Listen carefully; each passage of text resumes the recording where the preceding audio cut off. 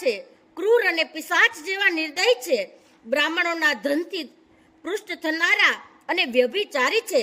તે લોકો પણ કળયુગમાં સપ્તાહ યજ્ઞથી પવિત્ર બને છે. જે દુષ્ટો હંમેશા હઠપૂર્વક મન, વાણી અને શરીરથી પાપ કરે છે, બીજાઓના ધનથી પૃષ્ઠ થાય છે તથા મેલા મનના અને દુષ્ટ આશયના છે, તેઓ પણ કળયુગમાં સપ્તાહ યજ્ઞથી પવિત્ર બને છે. હે નારદજી, હવે અમે તમને આ બાબતમાં એક પ્રાચીન ઇતિહાસ કહી સંભળાવીએ છીએ. તે સાંભળવા માત્રથી પણ બધા પાપો નાશ પામે છે. પહેલાના સમયે તુંગભદ્રા નદીના કિનારે એક સુંદર નગર હતું. ત્યાં બધા જ વર્ણોના લોકો પોતપોતાના ધર્મનું આચરણ કરતા રહીને સત્ય અને સત્કર્મમાં તત્પર રહેતા હતા. તે નગરમાં આત્મદેવ નામે એક બ્રાહ્મણ રહેતો હતો. તે સાક્ષાત દ્વિતીય સૂર્ય સમાન તેજસ્વી હતો. તે વેદ વિદ્યા વિશારદ અને સ્રોત સ્માર્ત કર્મમાં નિપુણ હતો. તે ધનવાન હતો અને પુરોહિત કર્મ કરીને જીવન વ્યતીત કરતો હતો. તેની પ્રિય પત્ની ધંધુલી, ખાનદાન અને રૂપાળી હતી, પણ હંમેશા પોતાની વાતને વળગી રહેનારી હતી. તે લોકોની વાતો કરવામાં રત રહેતી અને તેનો સ્વભાવ ક્રૂર હતો. મોટે ભાગે કંઈ ને કંઈ બબડિયા કરતી હતી. ઘરકામમાં કુશળ હતી, પણ કંજૂસ અને કજિયાખોર હતી. આમ એ બ્રાહ્મણ દંપતી પ્રેમથી પોતાના ઘરમાં રહેતા હતા અને વિહરતા હતા. તેમની પાસે ઘણું ધન અને ભોગવિલાસની પર્યાપ્ત સામગ્રી હતી. ઘરબાર પણ સુંદર હતું, પરંતુ તેનાથી તેઓ સુખી ન હતા.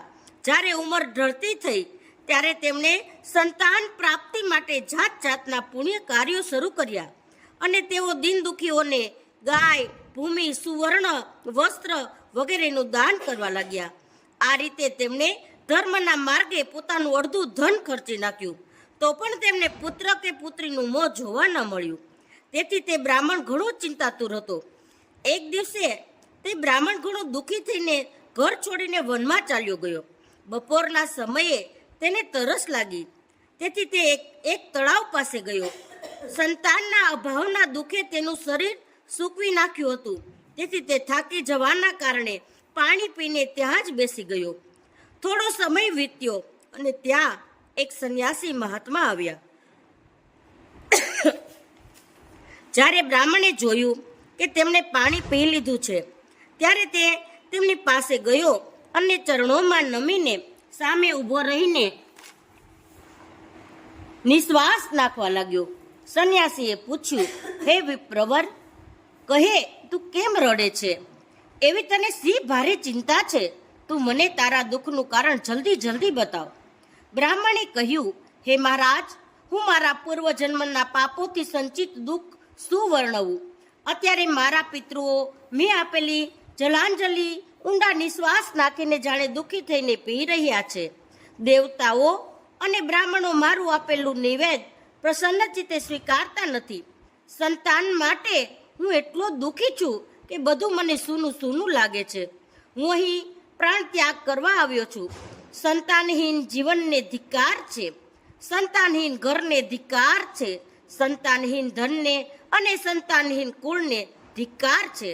હું જે ગાય પાળું છું તે વાંજણી બની જાય છે. જે વૃક્ષ વાવું છું તેને ફળ ફૂલ લાગતા નથી. મારા ઘરમાં જે ફળ આવે છે તે પણ ઘણા જલ્દી સડી જાય છે. જ્યારે હું આવો ભાગ્યો અને પુત્રહીન છું તો આ જીવનથી મારે શું પ્રયોજન? આમ કહીને તે બ્રાહ્મણ દુઃખથી વ્યાકુળ થઈને તે સંન્યાસી આગળ ધ્રુસકે રડવા લાગ્યો. ત્યારે તે યતિ સંન્યાસીના મનમાં ભારે કરુણા ઉત્પન્ન થઈ. યતિ યોગીનિષ્ઠ હતા. તેમણે તે બ્રાહ્મણના લલાટની રેખાઓ જોઈને બધી વાત જાણી લીધી અને પછી તેને વિસ્તારપૂર્વક કહ્યું. સંન્યાસીએ કહ્યું, હે બ્રાહ્મણ, સંતાન પ્રાપ્તિનો આ મોહ અજ્ઞાન છોડી દે. કર્મની ગતિ પ્રબળ છે. વિવેકનો આશ્રય લે અને સંસારિક વાસના ત્યજી દે. હે વિપ્ર, સાંભળ, મેં અત્યારે તારું પ્રારબ્ધ જોઈ લીધું છે કે તને 7 જન્મ સુધી કોઈ સંતાન કોઈ રીતે થવાનું નથી. પહેલાના સમયે સગર રાજાએ તથા અંગ રાજાએ સંતાનને કારણે દુઃખ ભોગવવું પડ્યું હતું. હે બ્રાહ્મણ, હવે તું કુટુંબની આશા છોડી દે. સંન્યાસમાં જ સર્વ પ્રકારનું સુખ છે. બ્રાહ્મણે કહ્યું, હે મહાત્મા, વિવેકથી મને શું મળશે? મને તો પરાણે પણ પુત્ર આપો, નહીતર તમારી સામે જ શોક મૂર્છિત થઈને મારા પ્રાણ ત્યજી દઉં છું. જેમાં પુત્ર પત્ની વગેરેનું સુખ નથી એવો સંન્યાસ તો સર્વથા નિરસ જ છે. આ લોકમાં સરસ તો પુત્ર પૌત્રાદિથી હર્યો ભર્યો ગૃહસ્થ આશ્રમ જ છે. બ્રાહ્મણોનો આવો આગ્રહ જોઈને તે તપોધનને કહ્યું, વિધાતાનો લેખ ભૂસી નાખવાની હઠ કરવાથી રાજા ચિત્રકેતુએ ભારે કષ્ટ વેઠવું પડ્યું હતું. તેથી જેના પ્રયત્નને દેવ કચડી નાખે છે તેવા પુરુષની જેમ તને પણ પુત્રનું સુખ મળશે નહીં. તે ભારે હઠ પકડી છે અને પ્રાર્થના કરતો મારી સામે ઊભો છે. આવી સ્થિતિમાં તને હું શું કહું? તે બ્રાહ્મણનો દ્રઢ આગ્રહ જોઈને તે સંન્યાસીએ તેને એક ફળ આપ્યું અને કહ્યું, આ ફળ તું તારી પત્નીને ખવડાવજે. તેનાથી તેને પુત્ર થશે. તારી પત્નીએ 1 વર્ષ સુધી સત્ય, શૌચ, દયા, દાન, 1 ટકનું ભોજન આ નિયમ પાળવાના રહેશે. જો તે આમ કરશે તો બાળક અતિ નિર્મળ થશે. આમ કહીને તે યોગી ચાલ્યા ગયા અને બ્રાહ્મણ પોતાને ઘેર પાછો આવ્યો. આવીને તેણે પેલું ફળ પોતાની પત્નીના હાથમાં આપ્યું અને પોતે ક્યાંક ચાલ્યો ગયો. તેની પત્ની તો કુટિલ હતી. તેણે રડતા રડતા પોતાની એક સખીને કહ્યું, સખી, મને ભારે ચિંતા થાય છે. હું તો આ ફળ નહીં ખાઉં.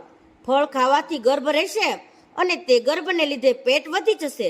પછી કંઈ ખવાશે પીવાશે નહીં. તેથી આ શક્તિ આવી જશે તો કહે, ઘરનું કામ મારાથી કેમ થશે? અને નસીબ જોગે ક્યાંક ગામ પર લૂંટારાઓ ચડી આવશે ત્યારે ગર્ભણી સ્ત્રી કેમ કરીને ભાગશે? જો સુખદેવજીની જેમ આ ગર્ભ પેટમાં જ રહી જશે તો એને બહાર કેમ કરીને કાઢી શકાશે? અને ક્યાંક પ્રસવ વેળાએ તે આડો થઈ જશે તો પછી મારું મરણ જ થવાનું. આમાંય પ્રસવ ટાણે ઘણી ભયંકર પીડા થાય છે. હું સુકુમાર સ્ત્રી તે પીડા કેમ કરીને સહી શકીશ? હું જો દુબળી પડી જઈશ તો નણંદ આવીને બધી માલ મતા લઈ જશે અને મારાથી સત્ય, શૌચ વગેરે નિયમો પાળવાનું પણ આકરું જ લાગે છે. જે સ્ત્રી પ્રસૂતા બને છે તેને તે જન્મેલા બાળકના લાલન પાલનમાં ઘણું કષ્ટ પડે છે. મારું તો માનવું છે કે વાંજણી અથવા વિધવા સ્ત્રી જ સુખી છે. કરનારા છે, ક્રૂર અને પિશાચ જેવા નિર્દય છે. બ્રાહ્મણોના ધનથી પૃષ્ઠ થનારા અને વ્યભિચારી છે. તે લોકો પણ કળયુગમાં સપ્તા યજ્ઞથી પવિત્ર બને છે.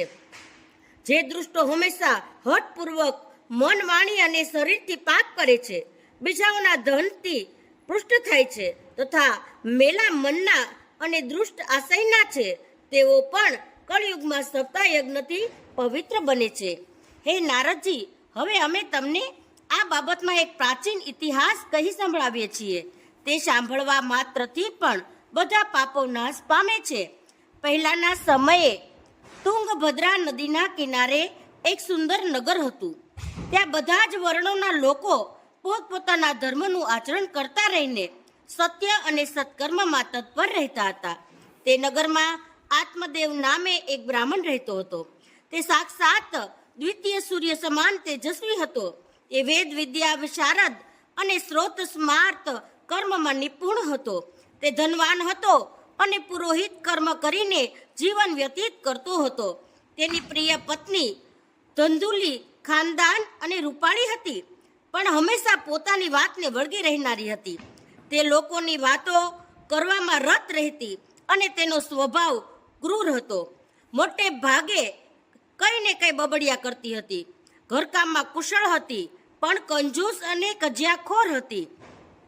આમ એ બ્રાહ્મણ દંપતી પ્રેમથી પોતાના ઘરમાં રહેતા હતા અને વિહરતા હતા. તેમની પાસે ઘણું ધન અને ભોગવિલાસની પર્યાપ્ત સામગ્રી હતી. ઘર-બાર પણ સુંદર હતું, પરંતુ તેનાથી તેઓ સુખી ન હતા. જ્યારે ઉંમર ઢળતી થઈ ત્યારે તેમણે સંતાન પ્રાપ્તિ માટે જાત જાતના પુણ્ય કાર્યો શરૂ કર્યા અને તેઓ દીન દુખીઓને ગાય, ભૂમિ, સુવર્ણ, વસ્ત્ર વગેરેનું દાન કરવા લાગ્યા. આ રીતે તેમણે ધર્મના માર્ગે પોતાનું અડધું ધન ખર્ચી નાખ્યું, તો પણ તેમને પુત્ર કે પુત્રીનું મોં જોવા ન મળ્યું. તેથી તે બ્રાહ્મણ ઘણો ચિંતાતુર હતો. એક દિવસે તે બ્રાહ્મણ ઘણો દુઃખી થઈને ઘર છોડીને વનમાં ચાલ્યો ગયો. બપોરના સમયે તેને તરસ લાગી, તેથી તે એક તળાવ પાસે ગયો.